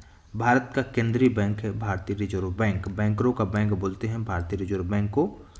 इसके अलावा देखते हैं भारतीय विदेशी विनियमन संचयन का रखरखाव भारतीय रिजर्व बैंक करता है। ठीक है, सब RBI का वर्क है। RBI का वर्क को आपने समझ लिया होगा। वाणिज्यिक बैंक सरकार को उधार देता है। सावधिक तरलता अनुपात जिसको बोलते हैं स्टैच्यूटरी लिक्विडिटी रेशियो के माध्यम से वाणिज्यिक बैंक सरकार को उधार देता है। कोर बैंकिंग सॉल्यूशन पद कभी कभी समाचार में देखा जाता है। बैंक की शाखाओं का वह तंत्र जो उपभोक्ताओं को अपने खाते का संचालन बैंक की किसी भी शाखा से कर सकना की सुविधा देता है। ठीक है, नेक्स्ट देखते हैं। जब भारतीय बैंक सावधिक नकदी अनुपात जिसको बोलते हैं स्टैच्यूटरी लिक्विडिटी रेशियो को 50 आधार अंक कम कर देता है, तो संभावना होती है कि अनुसूचित वाणिज्यिक बैंक को अपने उधार देने की दर को घटा सकते हैं। ठीक है, तो इस तरह का क्वेश्चन है, समझिए सब UPSC लेवल का क्वेश्चन है। देखिए बैंक दर CRR, PLR तथा SLR में से भारतीय रिजर्व बैंक द्वारा निर्धारित नहीं करता। PLR प्राइम लेंडिंग रेट होता है। ठीक है, ये बैंक निर्धारित करता है। नेक्स्ट देखिए, बैंकों को अपने रोकड़ शेष और कुल परिसंपत्ति के मध्य एक निश्चित अनुपात रखना पड़ता है, उसको बोलते हैं SLR। इस सारे को हम लोग देख लिए हैं, डिस्कस कर लिए हैं, ठीक है। इसमें बहुत ज़्यादा वो नहीं करने की जरूरत है। देखिए, बैंकों का नाम और मुख्यालय, इलाहाबाद बैंक का मुख्यालय कोलकाता है, भारतीय लघु औद्योगिक विकास बैंक का लखनऊ है, और इंडियन ओवरसीज बैंक का मुख्यालय जो कि चेन्नई में है, ठीक है। इसको आप देख लीजिएगा। देखिए, जनवरी 2005 में फाइनेंशियल इंक्लूजन पर बनाई गई समिति के अध्यक्ष थे सी रंगराजन। इसमें से देखिए 3 ऑप्शन है, बाजार ऋणदान, ट्रेजरी बिल और भारतीय रिजर्व बैंकों को निर्गमित विशेष प्रतिभूतियां जो कि आंतरिक ऋण के घटक है, तीनों ही हैं, ठीक है। इसको देखिए, वित्तीय सम्मेलन को प्रोत्साहित किया जाता है योग्य लाभार्थियों को विशिष्ट साख पत्र जारी करके, और निम्न आय वर्ग के लोगों को शून्य अथवा न्यूनतम अवशेष के बैंकिंग सेवाएं कम आय वाले लोगों को वित्तीय सेवाएं प्रदान करना, ठीक है। इसको देख लीजिएगा, चैप्टर बहुत बड़ा है, बहुत सारा क्वेश्चन है इसमें। देखिए, रंगराजन समिति का गठन किया गया था, बैंकिंग सुधार के लिए किया गया था। देखिए, भारतीय रिजर्व बैंक ने भारत में वित्तीय समावेशन हेतु भारतीय भुगतान बैंक की स्थापना का प्रस्ताव स्वीकार कर लिया। इन बैंकों की स्थापना नचिकेत मोर समिति के द्वारा किया गया। वित्तीय समावेशन का उद्देश्य जो नहीं है, बैंकिंग अधोसंरचना को सिकोड़ना। स्वाभिमान नाम से एक कार्यक्रम प्रारंभ हुआ। इसका उद्देश्य है कि जो ग्रामीण निर्धनों के घर तक बैंकों को पहुंचाना। भारत में शुरू की गई स्वाभिमान योजना संबंधित है ग्रामीण बैंकों से है, कि ग्रामीण क्षेत्र में भी बैंकों को ज़्यादा से ज़्यादा पहुँचाना। बिटकॉइन का क्या संबंध है? बिटकॉइन का भी आपके हाल में ही न्यूज़ में रहा है। बिटकॉइन के पते वाला कोई भी व्यक्ति बिटकॉइन के पते वाले किसी अन्य व्यक्ति को बिटकॉइन भेज सकता है या उससे प्राप्त कर सकता है। इसकी ऑनलाइन अदायगी दोनों तरफ से किसी भी तरफ की पहचान जाने बिना किया जा सकता है। देखिए नेक्स्ट, SBI, सेल, सिडबी और नाबार्ड में जो विपणन संस्थाएं हैं वो है सेल है। भारतीय जीवन बीमा की स्थापना हुआ था, LIC का स्थापना 1956 में हुआ था, और इसका सही ऐतिहासिक क्रम बताना, इसको देख लीजिए कि भारत में सुलभ मुद्रा, जनता के पास करेंसी, बैंकों की मांग जमा राशियों तथा भारतीय रिजर्व बैंक में अन्य जमा राशियों के योग से बनता है। देखिए, भारत में मुद्रा गुणक को परिभाषित किया जाता है बृहत मुद्रा आरक्षित मुद्रा के रूप में। विदेशी मुद्रा जिससे त्वरित प्रवास की प्रवृत्ति होती है उसको बोलते हैं हॉट मनी। बचत घाटा के वित्तीयन के लिए नई मुद्रा के सृजन का प्रादुर्भाव होता है। सर्वाधिक अस्फीतिकारी होने की संभावना होती है। भारत में भारतीयों द्वारा 1881 में स्थापित हुआ तथा उनके प्रबंध में चलने वाला समिति जो कि देयता का प्रथम बैंक है अवध कमर्शियल बैंक। भारत सरकार द्वारा बीमा नियामक और विकास प्राधिकरण की स्थापना अप्रैल 2000 में हुआ। सरकार ने बीमा व्यवसाय के नियमन के लिए गठित किया इंश्योरेंस नियमन और विकास प्राधिकरण का। इरेडा जो कि नियमन करता है, IRDA इंश्योरेंस नियमन और विकास प्राधिकरण बीमा कंपनियों को नियमन करता है। और RN मल्होत्रा कमेटी का संबंध रहा है बीमा क्षेत्र से रहा है, ठीक है। इसमें सारा बैंकिंग में सारा आ गया, बीमा हो गया, बैंक हो गया, RBI के विषय में देख लिए हम लोग, ठीक है। इसको आप देख लीजिए, बैंकिंग रेगुलेशन एक्ट जो कि पहली पंचवर्षीय योजना लागू करने में सर्वप्रथम घटित होने वाली एक घटना है। एक्चुअरीज शब्द जो कि बीमा से है, और पुनर्क्रय विकल्प का प्रयोग भारतीय रिजर्व बैंक द्वारा मुद्रा बाजार में साख नियमन के लिए किया जाता है। रेपो रेट को नियमित करता है RBI, इसको हम लोग देख लिए हैं, ठीक है। Repo rate, reverse repo rate, ठीक है, वह दर जिस पर बैंक रिजर्व बैंक को उधार देता है उसको बोलते हैं रिवर्स रेपो रेट। बैंक दर में वृद्धि सामान्यतः इस बात का संकेत करता है कि केंद्रीय बैंक महंगी मुद्रा नीति का अनुसरण कर रहा है, ठीक है। किसी अर्थव्यवस्था में यदि ब्याज की दर को घटाया जाता है तो अर्थव्यवस्था में निवेश व्यय को बढ़ाएगा, ठीक है। भारत में सहयोगियों या सहयोग निधियों का नियमन जो करता है सेबी करता है। सेबी का जो अधिनियम पारित हुआ था वह 1992 में हुआ था। जितने भी भारत में शेयर बाजारों का मुख्य नियंत्रण का कार्य सेबी करता है। भारतीय प्रतिभूति और विनियमन बोर्ड जो कि करता है सेबी शेयर बाजार के मुख्य नियंत्रक। और भारतीय पूंजी बाजार घोटालों की पुनरावृत्ति को रोकने के लिए भारत सरकार ने नियामक शक्तियां सौंपी है सेबी को। अकाउंटिंग ईयर अप्रैल मार्च पूर्व में जुलाई जून से संबंध रहा है। किसी कंपनी के डिबेंचर धारक उसके लेनदार होते हैं। मुद्रा और साख नियंत्रण किया जाता है भारतीय रिजर्व बैंक द्वारा किया जाता है। अर्थव्यवस्था में मुद्रा आपूर्ति में वृद्धि होगा। केंद्रीय बैंकों द्वारा लोगों से सरकारी प्रतिभूतियों का क्रय करने तथा सरकार द्वारा केंद्रीय बैंकों से लिए गए ऋण के परिणाम स्वरूप। देखिए बहुत इंपॉर्टेंट है। ओपन मार्केट ऑपरेशन से क्या कार्यक्रम आशा है भारतीय रिजर्व बैंक के? ये है सिक्योरिटीज के व्यापार करना। ठीक है, open market operation. Same question है। NBFI के बीच में क्या अंतर है? किसी बैंक और गैर बैंकिंग जो वित्तीय संस्थाएं हैं, इसका अंतर यह है कि बैंक अपने ग्राहकों को पूरी श्रृंखला के साथ वित्त संबंधी अपनी अनेक क्रियाकलापों में संलग्न होता है, जबकि गैर बैंकिंग वित्तीय संस्थाओं का मुख्य बड़े उद्यमों की आवधिक ऋण आवश्यकताओं से संबंध होता है। ठीक, इसको देख लीजिएगा। नेक्स्ट देखिए, भारत में बैंकों द्वारा प्राथमिक क्षेत्र ऋणदान से तात्पर्य यही है कि कृषि, लघु और छोटे उद्यम दुर्बल वर्ग को ऋण देना। भारतीय यूनिट ट्रस्ट के उद्देश्य यही है कि लोगों की बचत को एकत्र करना और अपनी आय का लाभ लघु विनियोजन को प्रदान करना तथा धन को इस प्रकार विनियोजित करना जिससे औद्योगिक विकास का संवर्धन हो। ठीक है, भारत में चयनात्मक उधार नियंत्रण का साधन है। न्यूनतम सीमा का मार्जिन निर्धारण, नैतिक दबाव, साख की राशनिंग, उपभोक्ता उधार का नियमन और साख स्वीकृतिकरण योजना आदि। ठीक है, भारतीय अर्थव्यवस्था के संदर्भ में मौद्रिक नीति का क्या घटक है? बैंक दर है, खुली बाजार कार्रवाई जिसको बोलते हैं ओपन मार्केट ऑपरेशन, सीमांत अस्थायी सुविधा दर और परिवर्तनीय कोष अनुपात इत्यादि। ठीक है, जो राष्ट्रीयकरण किया गया आपको पता है कब किया गया, इसमें बताने की जरूरत है नहीं। देखिए, मांग पर नियंत्रण, मुद्रा की पूर्ति पर नियंत्रण, ब्याज दर को कम करना, वस्तुओं की राशनिंग में मुद्रास्फीति की विधि का ये सब चीज़ें हैं। तो नियंत्रण नहीं करना है, मुद्रास्फीति के नियंत्रण में विधि नहीं है जो ब्याज दर को कम करना। भारत में मुद्रास्फीति के संदर्भ में कौन सा कथन सही है? घटा हुआ मुद्रा परिचलन मुद्रास्फीति के नियंत्रण में सहायता करता है। ठीक है, इसको आप देख लीजिएगा। देखिए next, EXIM bank, RBI, NABARD, central bank of India में से भारतीय रिजर्व बैंक के नियंत्रक में है सेंट्रल बैंक ऑफ इंडिया।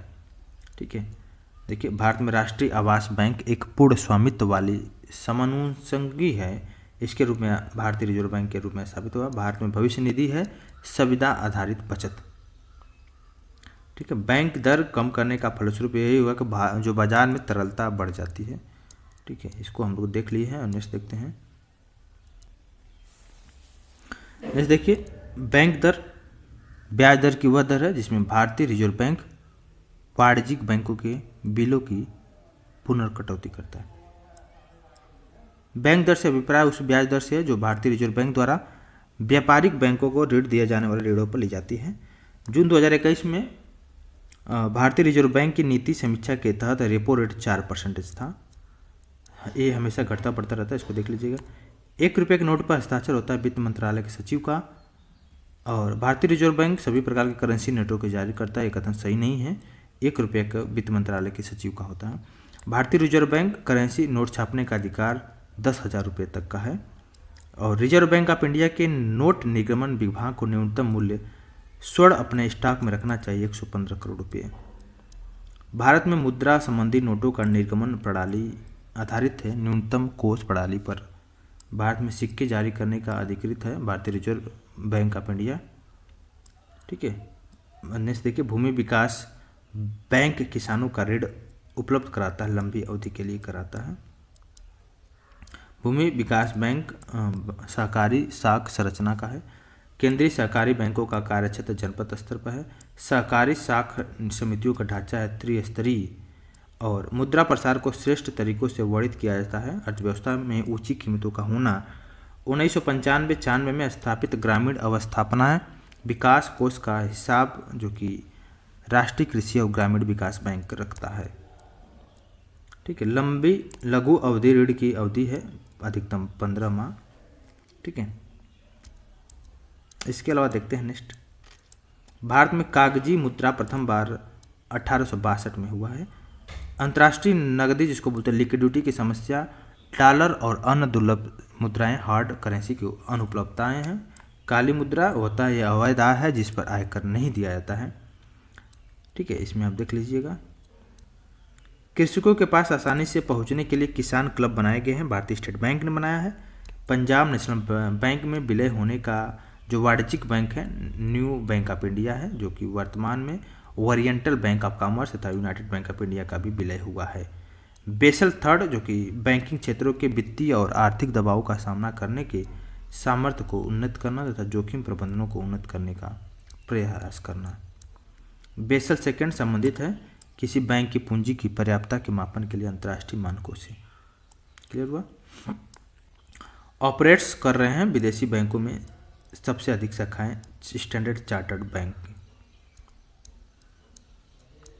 प्रतिभूति घोटाला से बंद हुआ है बैंक ऑफ कराड़, इसको देख लीजिएगा। देखिए बहुत जिसका मुद्रा रुपया है इसमें बताना है सेशल्स का मुद्रा रुपया है, बांग्लादेश की मुद्रा टका है, चीन की मुद्रा युआन है। इसके अलावा और देख लेते हैं, देखिए मलेशिया का मुद्रा रिंगगिट है, थाईलैंड का बहत है, इंडोनेशिया का रुपया, दक्षिण कोरिया का वान, इसको याद कर लीजिएगा। ठीक है, इसके अलावा देखते हैं नेक्स्ट, जैसे देखिए मैक्सिको का पेसो है, ऑस्ट्रिया का सीलिंग है, जापान का येन, सऊदी अरब रियाल। ट्रेजरी बिल बेचा जाता है भारतीय रिजर्व बैंक द्वारा। भारत में क्रेडिट रेटिंग एजेंसी है जो कि क्रिसिल है, केयर है और इक्रा है। ठीक है, तो इसको आप देख लीजिएगा।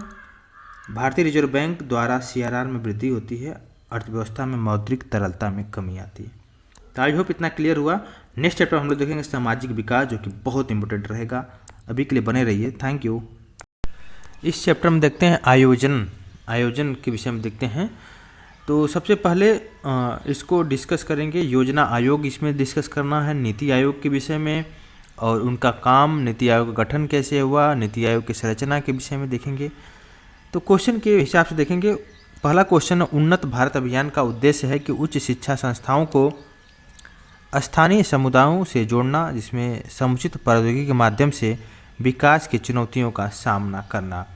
ठीक है, देखिए नीति आयोग के विषय में अगर हम देखें तो नीति आयोग का फुल नेम है national institution for transforming India. ठीक है, राष्ट्रीय भारत परिवर्तन संस्था।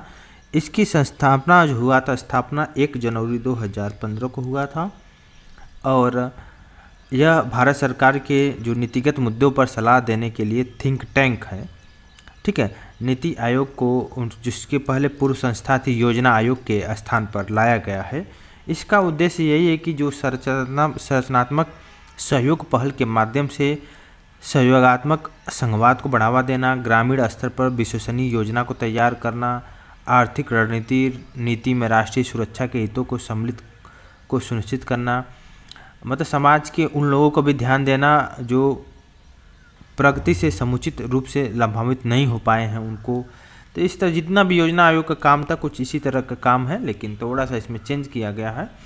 ठीक है, और योजना नीति आयोग का गठन जो कि आपको पता है 2015 में किया गया। इसके जो अध्यक्ष होंगे प्रधानमंत्री जी होंगे और इसके जो शासी परिषद में सभी राज्यों के जो विधानमंडलों में युक्त जो राज्य क्षेत्रों के मुख्यमंत्री और अन्य राज्य क्षेत्रों के उपराज्यपाल होंगे। जो इसके अलावा जो मुख्यमंत्री के अलावा केंद्रशासित प्रदेशों के उप राज्यपाल भी होंगे। इसमें नीति आयोग के अध्यक्ष और उसके जो नामित प्रतिनिधि होंगे इसके अध्यक्ष होंगे। इसके अलावा उपाध्यक्ष होंगे जो प्रधानमंत्री द्वारा नियुक्त किया जाएगा। पूर्वकालिक सदस्य होंगे, अंशकालिक सदस्य होंगे, पदेन सदस्य होंगे। ठीक है, तो यही सब है। अभी वर्तमान में देखा जाए तो नरेंद्र मोदी जी अध्यक्ष हैं, उपाध्यक्ष डॉक्टर सुमन बेरी हैं नीति आयोग के। पूर्वकालिक सदस्य हैं VK सारस्वत हैं, प्रोफेसर रमेश चंद्र हैं, BK पाल हैं। पदेन सदस्य में राजनाथ सिंह जो कि रक्षा मंत्री हैं वो हैं, अमित शाह गृह मंत्री हैं, निर्मला सीतारमण जो कि वित्त मंत्री हैं और नरेंद्र सिंह तोमर कृषि और कल्याण मंत्री हैं, वो लोग भी सदस्य हैं, इसके पदेन सदस्य हैं। ठीक है, तो क्वेश्चनों को देखते हैं, जो भी क्वेश्चन आएगा हम लोग देखते हुए चलेंगे। देखिए, ऊर्जा गंगा परियोजना जो कि एक गैस पाइपलाइन परियोजना है, जो कि अक्टूबर 2016 में प्रारंभ किया गया था। एगमार्क क्या है? एगमार्क होता है कि जो खाद्य और कृषि संगठन द्वारा जो जारी एक गुणवत्ता प्रमाणन चिन्ह है, इससे क्वालिटी का निर्धारित किया जाता है। ठीक है। इसके अलावा देखिए, भारतीय अर्थव्यवस्था के वैश्वीकरण का क्या अर्थ है?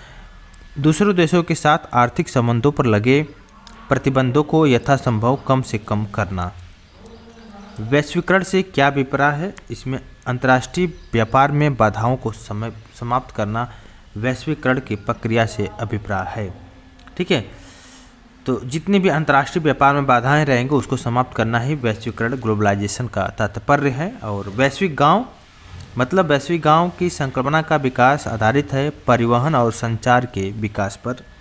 देखिए, प्लान्ड इकोनॉमी फॉर इंडिया बहुत इंपॉर्टेंट क्वेश्चन है। प्लान्ड इकोनॉमी फॉर इंडिया जो पुस्तक के लेखक हैं एम विश्वेश्वरैया हैं, और भावांतर भुगतान योजना कृषि क्षेत्र से संबंधित है। साथ ही साथ देखिए, मध्य प्रदेश जिला योजना समिति अधिनियम जो कि 1995 में पारित किया गया। इसके अलावा देखते हैं तेजस्विनी ग्रामीण महिला सशक्तिकरण कार्यक्रम में वित्तीय सहयोग प्रदान करने वाली जो संगठन है उसका नाम है IFAD। देखिए, मुख्यमंत्री ग्राम सड़क योजना 2011-12 में प्रारंभ किया गया मध्य प्रदेश में। ये थोड़ा सा ओल्ड हो गया तो इस तरह क्वेश्चन नहीं आएगा, जो करंट का रहेगा उसका क्वेश्चन आएगा। देखिए, भारत में नियोजित विकास का विरोध किया था। देखिए, बहुत इंपॉर्टेंट क्वेश्चन है, इसको स्टॉप मार्क लगा लीजिए। भारत में नियोजित विकास का विरोध जो कि स्टैटिस क्वेश्चन है, गांधी जी ने किया था नियोजित विकास का विरोध। ठीक है। तो अब देखते हैं नेक्स्ट क्वेश्चन। नेक्स्ट क्वेश्चन क्या? पूरा एक कार्यक्रम है जो कि ग्रामीण क्षेत्र में नगरीय सुविधाएं प्रदान करना। इसमें डॉक्टर अब्दुल कलाम जी के द्वारा इसको प्रस्तावित किया गया था। भारत की महत्वाकांक्षी परियोजना अटल भूजल योजना जो कि विश्व बैंक द्वारा मंजूर धनराशि 6000 करोड़ रुपये है। स्वच्छ सर्वेक्षण ग्रामीण 2018 में स्थान प्राप्त हुआ था। सतारा जिला महाराष्ट्र को स्वच्छ सर्वेक्षण ग्रामीण 2018 में स्थान प्राप्त हुआ था। साथ ही साथ 2018 में प्रारंभ की गई प्रधानमंत्री जन आरोग्य योजना जो कि विश्व की सबसे बड़ी योजना है, प्रधानमंत्री जन आरोग्य योजना। इसके अलावा देखिए, भारत में सबसे बड़े माने जाने वाले वैश्विक कौशल पार्क की आधारशिला 2017 में रखी गई थी, भोपाल मध्य प्रदेश में रखी गई थी। जैसे देखिए, राष्ट्रीय कौशल योग्यता फ्रेमवर्क NSQF, ठीक है, के संदर्भ में कौन सा कथन सत्य है? इसके शिक्षार्थी सक्षमता का प्रमाण पत्र केवल औपचारिक शिक्षा के माध्यम से ही प्राप्त हो सकता है। नेशनल कैरियर सर्विस के संदर्भ में सत्य कथन है, नेशनल कैरियर सर्विस को देश के अशिक्षित युवाओं के लिए रोजगार के अवसर के संवर्धन के लिए मिशन के रूप में प्रारंभ किया गया है। जैसे देखिए, भारत में छिपी हुई बेरोजगारी मुख्य रूप से संबंधित है कृषि और ग्रामीण क्षेत्र से। राजीव आवास योजना 2011 में शुरू की गई थी 2022 तक, ठीक है। और सामाजिक सुरक्षा अधिनियम 2008 के अंतर्गत प्रारंभ की गई राष्ट्रीय बीमा योजना आच्छादित करती है केवल असंगठित क्षेत्रों के श्रमिकों को। NNM का उद्देश्य क्या है? NNM का उद्देश्य यही है कि जो गर्भवती महिलाओं का तथा स्तनपान कराने वाली माताओं में कुपोषण से संबंधित जागरूकता उत्पन्न करना NNM के उद्देश्य हैं। छोटे बच्चे किशोरियों महिलाओं में रक्त अल्पता की घटना को कम करना, ये भी इसका उद्देश्य है। राष्ट्रीय पोषण मिशन का, नेशनल न्यूट्रिएंट मिशन, ठीक है। स्टैंड अप इंडिया स्कीम, ये भी योजना जो कि अनुसूचित जाति और अनुसूचित जनजाति की महिलाओं और उद्यमों में उद्यमिता को प्रोत्साहित करने के लिए स्टैंड अप इंडिया का स्कीम प्रायोजन किया गया था। पंचधारा योजना जो कि नारी कल्याण एवं विकास से संबंधित है। इसके अलावा देखिए, भारत सरकार द्वारा जो योजनाएं हैं, प्रधानमंत्री जन धन योजना 2014 में 28 अगस्त को, मेक इन इंडिया 2014 में स्टार्टअप किया गया था। अटल पेंशन योजना 2015 में, सुकन्या समृद्धि योजना 2015 में स्थापना किया गया था। देखिए, भारत सरकार द्वारा आरंभ की गई निम्नलिखित योजनाएं कालानुक्रम के हिसाब से है। देखिए, प्रधानमंत्री जन धन योजना 2014 में digital gender Atlas for advancing girls education in India 2015 में, प्रधानमंत्री सुरक्षा बीमा योजना तथा मुद्रा बैंक योजना 2015 में 8 अप्रैल 2015 को किया गया था। इसके अलावा देखते हैं नेक्स्ट, प्रधानमंत्री कौशल विकास योजना के संदर्भ में कौन सा कथन सत्य है? तो यह अन्य चीज़ों के साथ साथ सॉफ्ट स्किल, उद्यम वित्तीय और डिजिटल साक्षरता में भी प्रशिक्षण उपलब्ध कराएगी। साथ ही साथ यह देश के अवनियमित कार्यबल की कार्यकुशलता को राष्ट्रीय कौशल योग्यता ढांचा के साथ जोड़ेगी। अम्मा स्कूटर योजना के संदर्भ में कौन सा कथन सत्य है? यह तमिलनाडु के AIMDK सरकार की योजना है। यह केवल चेन्नई में रहने वाली कामकाजी महिलाओं को लाभ मिलेगा। सौभाग्य योजना संबंधित है गरीबी रेखा के नीचे वाले परिवारों को मुफ्त बिजली के प्रावधान से सौभाग्य योजना संबंधित है।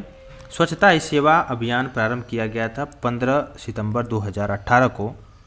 राष्ट्रीय वयोश्री योजना का शुभारंभ 1 अप्रैल 2017 को नेल्लोर आंध्र प्रदेश में किया गया था। कौशल विकास योजना बढ़ाती है, मानव पूंजी को बढ़ाती है। नेक्स्ट देखिए, राष्ट्रीय ग्रामीण स्वच्छता मिशन के अंतर्गत ग्राम स्तर के जो स्वास्थ्यकर्ता हैं उनको बोलते हैं आशा। ठीक है, आशा बोलते हैं, जो कि राष्ट्रीय ग्रामीण स्वास्थ्य मिशन के अंतर्गत एक ग्राम स्तर के स्वास्थ्य कार्यकर्ता हैं। लोरेंज वक्र द्वारा मापा जाता है आय की विषमताएं या वितरण को मापा जाता है। गरीबी रेखा का निर्धारण योजना आयोग किया जाता था, लेकिन अब नीति आयोग कर रहा है, क्योंकि योजना आयोग के स्थान पर नीति आयोग को प्रतिस्थापित किया गया है। जैसे देखिए, भारत में नगरीय क्षेत्रों में BPL परिवारों की पहचान हेतु गठित जो समिति है उसका नाम है हाशिम समिति, जो कि BPL परिवार की पहचान के लिए किया गया था। देखिए नेक्स्ट, नियोजन आवश्यक है जो कि संतुलित सामाजिक आर्थिक विकास के लिए, साथ ही साथ विकास के लाभ को सम आचरण द्वारा आगे बढ़ाने के लिए और क्षेत्रीय असंतुलन के दूरीकरण को प्रमुखता देने के लिए तथा उपलब्ध संसाधनों के अधिकतम उपयोग के लिए नियोजन आवश्यक है। साथ ही साथ देखते हैं, कथनों पर विचार करना है। आर्थिक और सामाजिक योजना को भारत के संविधान की समवर्ती सूची में रखा गया है, बिल्कुल ही करेक्ट है। और भारत का संविधान यह विविध करता है कि पंचायतों को आर्थिक विकास और सामाजिक न्याय की योजना को बनाने का कार्यभार देना चाहिए। दोनों ही कथन सत्य हैं। जैसे देखिए, गरीबी हटाओ विषय वस्तु पर आधारित गरीबी उन्मूलन कार्यक्रम को सर्वप्रथम प्रारंभ किया गया था 5वीं पंचवर्षीय योजना में। विकास केंद्र उपागम जो कि अपनाया गया 4th पंचवर्षीय योजना में विकास केंद्र उपागम को अपनाया गया। साथ ही साथ देखिए, समाज के समाजवादी ढांचे की स्थापना का संकल्प 2वीं पंचवर्षीय योजना में लिया गया। 12वीं पंचवर्षीय योजना 2012 से 17 तक चला और इसी समय नीति आयोग को लाया गया। 12वीं पंचवर्षीय योजना के दौरान कृषि, वानिकी और मत्स्य पालन की वृद्धि दर 4% अनुमानित थी। ठीक है, अब इसके अलावा और भी देखते हैं क्वेश्चन को। पंचवर्षीय योजना देखिए बहुत सारा फेवरेट एरिया होता है एग्जामिनर का, वो बहुत सारा क्वेश्चन पंचवर्षीय योजना से डायरेक्टली आस्क करता है, डायरेक्टली पूछता है, तो इसको आप देख लीजिएगा। पंचवर्षीय योजना जितने भी क्वेश्चन रहेगा। पंचवर्षीय योजना का मुख्य उद्देश्य था कि त्रिविधर धारणी और ज़्यादा समावेशी विकास। ठीक है, 11वीं पंचवर्षीय योजना का देख सकते हैं आप। नीति आयोग के विषय में कौन सा कथन सत्य है, इसको देख लीजिए। हम नीति आयोग के विषय में देख लिए हैं। इसका गठन योजना आयोग के स्थान पर किया गया। यह एक पूर्णकालिक अध्यक्ष होता है इसका, और तथा यह सहकारी संघवाद के सिद्धांत पर आधारित है। ठीक है, वित्त आयोग और योजना आयोग के कार्यों और दायित्वों की परस्पर अतिव्याप्ति नहीं है। ठीक है, रोजगार विहीन वृद्धि का दशक जो कहलाया गया 1991 से 2000। प्रथम पंचवर्षीय योजना की प्राथमिकता थी कृषि का विकास।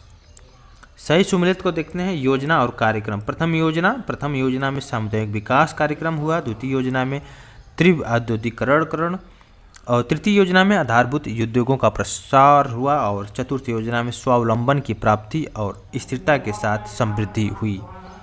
साथ ही साथ अगर पांचवां योजना को देखा जाए तो न्यूनतम आवश्यकता कार्यक्रम को देखा गया है। नेक्स्ट देखिए, प्रमुख व्यूह रचना के रूप में महिला अंश योजना प्रारंभ की गई थी। 9वीं पंचवर्षीय योजना में प्रारंभ की गई थी। मिड-50s में अपनाए गए महानुभावों प्लान्ड मॉडल का उद्देश्य है कि भारी उद्योगों की स्थापना करना जो पूंजी सघन थे। पंचवर्षीय योजना 1951 से 56 तक चला। तृतीय पंचवर्षीय योजना 1961 से 66। चतुर्थ पंचवर्षीय योजना 1969 से 74 और छठी पंचवर्षीय योजना 1980 से 85 तक चला। साथ ही साथ देखा सामाजिक न्याय और समानता के साथ समृद्धि पर बल दिया गया था। 9वीं पंचवर्षीय योजना में नियोजित विकास मॉडल को भारतवर्ष में लागू किया गया था 1 अप्रैल 1951 से। देखिए द्वितीय पंचवर्षीय योजना महालनोबिस मॉडल पर आधारित है और देखिए दोनों ही कथन सत्य हैं, इसको देख लीजिएगा। अब देखते हैं कुछ और क्वेश्चन को। राष्ट्रीय विकास परिषद बहुत इंपॉर्टेंट है। राष्ट्रीय विकास परिषद जो कि राष्ट्रीय योजनाओं की समीक्षा करती है, राष्ट्रीय विकास परिषद, ठीक है। और इसके अलावा देखते हैं नेक्स्ट क्वेश्चंस को। राष्ट्रीय विकास परिषद मुख्यतः संबंधित रही है भारत में मुख्य विकास योजनाओं के अनुमोदन और मूल्यांकन से संबंधित रही हैं और इसका अध्यक्ष भारत का प्रधानमंत्री होता है। और राष्ट्रीय विकास परिषद का गठन 6 अगस्त 1952 को हुआ। योजना आयोग 1950 में स्थापना किया गया और इसके स्थान पर 2015 में नीति आयोग का स्थापना किया गया है। नीति आयोग का फुल नेम है national institution for transforming India. योजना आयोग के स्थान पर नीति आयोग को 2015 में 1 जनवरी को गठन किया गया, ठीक है। इसके अलावा आप देख सकते हैं सबसे तेज में वृद्धि करने वाली 3 अर्थव्यवस्थाएं हैं उत्तर प्रदेश, तेलंगाना और कर्नाटक। नेशनल प्लानिंग कमेटी का गठन सुभाष चंद्र बोस ने किया था। गांधीवादी योजना को प्रतिपादित किया था श्रीमन नारायण अग्रवाल ने 1944 में। भारतीय पंचवर्षीय योजना का प्रमुख उद्देश्य स्वावलंबन और विदेशी सहायता पर निर्भरता को कम करना। अनवरत योजना कार्यशील रही 1978-79 में और निर्धारित अवधि में 1 वर्ष। देखिए भारतीय पंचवर्षीय योजना का प्रमुख उद्देश्य था स्वावलंबन और विदेशी सहायता पर निर्भरता को कम करना। अनवरत योजना कार्यशील रही 1978-79 में और निर्धारित अवधि में 1 वर्ष पूर्व समाप्त होने वाली पंचवर्षीय योजना है जो कि 5वीं पंचवर्षीय योजना है। आत्मनिर्भरता और शून्य विदेशी सहायता घोषित किया गया था 5वीं पंचवर्षीय योजना में। पंचवर्षीय योजना का मूल उद्देश्य है गरीबी हटाओ। रोलिंग प्लान का सुझाव गुन्नार मिंडल द्वारा दिया गया। साथ ही साथ देखा जाए तो इसके अलावा रोलिंग प्लान के संदर्भ में आप देख लीजिए, इसको 1 वर्ष के लिए योजना है और 3, 4, 5 वर्षों के लिए निर्धारित की गई। अर्थव्यवस्था की आवश्यकता अनुसार प्रति वर्ष संशोधित होती है। 10, 15 और 20 वर्षों के लिए भावी योजना है रोलिंग प्लान के संदर्भ में। रोलिंग प्लान की अवधारणा जो कि जनता सरकार के द्वारा की गई थी, ठीक है। आपातकाल लगाया गया था और नए चुनाव हुए थे। जनता पार्टी चुनी गई थी 5वीं पंचवर्षीय योजना के दौरान। 20 सूत्रीय आर्थिक जो कार्यक्रम 1975 में सबसे पहले कार्यक्रम को स्टार्ट किया गया। कोर सेक्टर का क्या तात्पर्य है, जो कि चयनित आधारभूत उद्योग हैं उनको कोर सेक्टर से तात्पर्य है। आर्थिक विकास की दर सर्वाधिक रही है 10वीं पंचवर्षीय योजना में, ठीक है। तो आई होप इसमें देखिए बहुत ज़्यादा पीएचडी करने की ज़रूरत नहीं है, जो है डेटा उसी को याद करना है। देखिए 11वीं पंचवर्षीय योजना में सबसे अधिक रोजगार के अवसर में वृद्धि की आशा की गई थी निर्माण कार्यों में। छठी योजना में वृद्धि देखने को मिला था 5.7% और 7वीं में 6.0%, 8वीं में 6.8% और 9वीं योजना में 5.4% देखने को मिला था। आर्थिक नियोजन एक समवर्ती सूची का विषय है और देखिए कथन और कारण को देखते हैं। नीचे से ऊपर नियोजन एक लक्ष्य जो अभी प्राप्त होना है, जो कि करेक्ट है। और गांव एक इकाई के रूप में आर्थिक अव्यवहार्यता के लिए बहुत उपयोगी है, दोनों ही कथन सत्य हैं। भारत में योजना के आरंभ में किसी भी पंचवर्षीय योजना में अनाचित कुल वर्षों की संख्या है और 7 है। योजना अवकाश की अवधि का संबंध रहा है 1966 से 69 तक संबंध रहा है। मानव विकास के सारे विकास प्रयासों का सार तत्व माना गया है 8वीं पंचवर्षीय योजना में, ठीक है। आईआरडीपी के अंतर्गत रणनीति जो अपनाई गई संपूर्ण परिवार का अंगीकरण है, ठीक है। इसको आप देख सकते हैं। इसके अलावा देखते हैं 7वीं जो पंचवर्षीय योजना का प्रमुख नारा रहा है भोजन, काम और उत्पादकता। भारत में योजना का प्रारंभ वास्तव में द्वितीय पंचवर्षीय योजना से हुआ, जो कि इसके वास्तुकार रहे हैं पीसी महालनोबिस रहे हैं। साथ ही साथ देखा जाए तो इसको आप देख लीजिए, कालानुक्रम के हिसाब से सबसे पहले भारतीय अंतर्राष्ट्रीय मुद्रा कोष का सदस्य बना भारत। उसके बाद स्वतंत्र भारत में पहली बार भारतीय मुद्रा का उन्मूलन किया गया। फिर उसके बाद प्रथम पंचवर्षीय योजना संसद को दी गई और राष्ट्रीय विकास परिषद का गठन उसके बाद किया गया। योजना पत्रिका का प्रकाशन जो कि होता है प्रकाशन विभाग द्वारा होता है, ठीक है। और प्लानिंग एंड द पुअर पुस्तक के लेखक बहुत इंपॉर्टेंट है, इसका लेखक है BS मिन्हास, जो कि प्लानिंग एंड द पुअर पुस्तक के लेखक हैं। द्वितीय पंचवर्षीय योजना अवधि में भिलाई इस्पात कारखाना बनाया गया, रूस के सहयोग से बनाया गया। और 12वीं पंचवर्षीय योजना के दौरान कृषि और सहायक क्षेत्रों के लिए औसत वार्षिक विकास दर का लक्ष्य रखा गया, 4% रखा गया। अब देखते हैं नेक्स्ट क्वेश्चंस को। नेक्स्ट क्वेश्चन में देखिए हमारा आ गया मुद्रा और बैंकिंग का, नेक्स्ट में रहेगा, हम लोग देख लेंगे इसको। तो देखते हैं।